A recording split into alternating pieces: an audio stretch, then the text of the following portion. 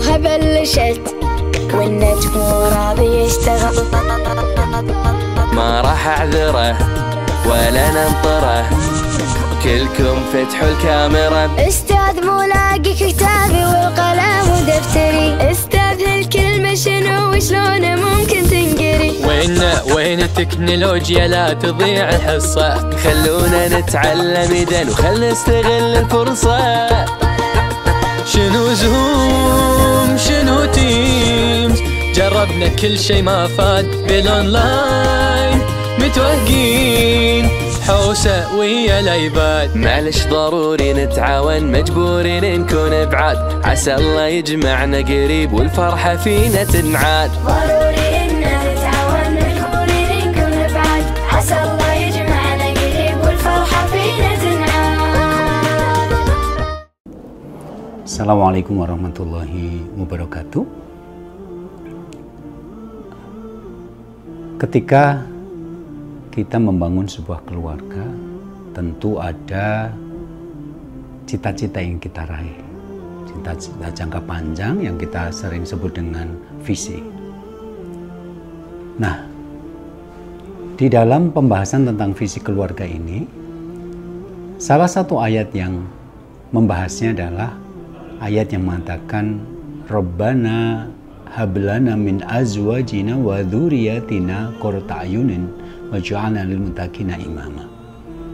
Ya Allah, ya Rabb kami, anugerahkanlah kepada kami pasangan-pasangan dan keturunan-keturunan yang menjadi penyucuk mata, dan jadikanlah kami sebagai imam bagi orang-orang yang bertakwa.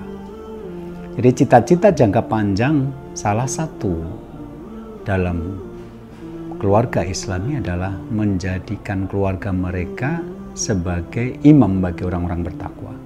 Wa ja'alna lil muttaqina imama, dan jadikanlah kami imam bagi orang yang bertakwa. Terjemahan jadikanlah kami sebagai imam bagi orang yang bertakwa adalah terjemahan yang mudah untuk difahami. Meskipun kalau kita kembalikan kepada ayatnya bukan wa ja'alna imaman lil muttaqin, tetapi wa ja'alna lil muttaqina imama. Yang terjemahan literalnya adalah dan jadikanlah kami bagi orang-orang yang bertakwa sebagai imam mereka. Artinya di sini untuk bisa menjadi imam bagi orang bertakwa, ternyata kita harus membentuk masyarakat yang bertakwa dulu. Karena hanya masyarakat bertakwalah yang mau dan siap dipimpin oleh orang-orang bertakwa. Masyarakat yang gaduh, masyarakat yang berisi aneka macam aliran, aneka macam pemahaman, tentu tidak suka ketika dipimpin orang yang bertakwa, karena ketakwaan seringkali menjadi penghalang bagi sebagian besar manusia untuk mengikuti hawa nafsu mereka.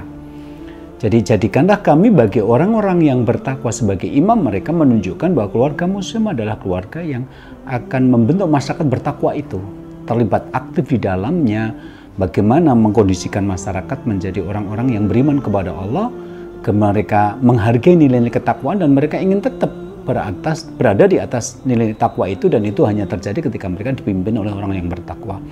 Maka salah satu tujuan pernikahan menjadikan keluarga kita menjadi imam bagi orang bertakwa adalah semangat untuk peduli kepada lingkungan, untuk membaikkan lingkungan.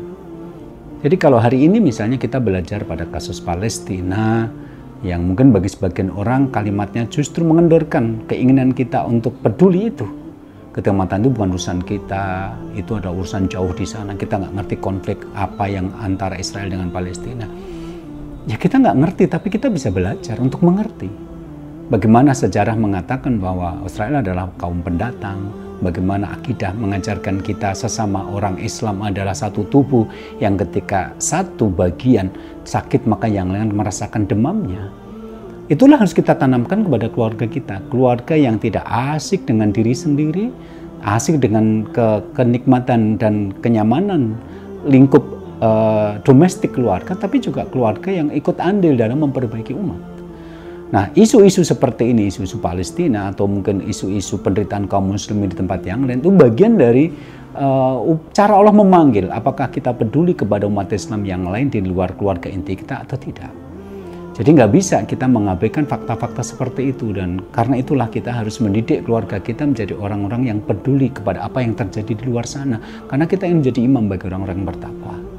Jadi kembangkanlah rasa cinta dan benci yang ada pada keluarga kita menjadi rasa benci yang didasari oleh iman. Karena Rasul mengatakan, man ahabba fillah wa baghadha fillah faqad istakmala imanahu. Barang siapa yang mencintai karena Allah dan bisa membenci karena Allah, maka dia telah menyempurnakan imannya. Jadi iman itu berdiri seiring dengan rasa cinta dan benci kita miliki. Bagaimana kita mengarahkan, kita mencintai karena dia ada kebaikan menurut iman kita, dan kita membenci karena di dalamnya ada keburukan menurut iman kita. Nah, barang siapa yang bisa mengarahkan rasa cinta dan benci kepada hal yang sejalan dengan iman, dia telah menyempurnakan imannya itu. Karena itulah maka jadikan keluarga kita menjadi keluarga-keluarga yang siap berperan aktif di dalam masyarakat, menjadi orang-orang yang mengajak kepada kebaikan, mengajak orang untuk meninggalkan keburukan, dan menjadi orang-orang yang betul-betul mengimami manusia yang bertakwa. Dan itu tidak mungkin terjadi kecuali kita membentuk masyarakat yang bertakwa dulu. Jadi masyarakat, keluarga Islami adalah keluarga yang peduli terhadap kualitas masyarakat yang ada di sekitarnya. Sebab keimanan dan ketakwaan mereka menjadi sia-sia berada di tengah lingkungan yang buruk. Karena masyarakat yang buruk tidak akan menginginkan dipimpin oleh orang yang bertakwa.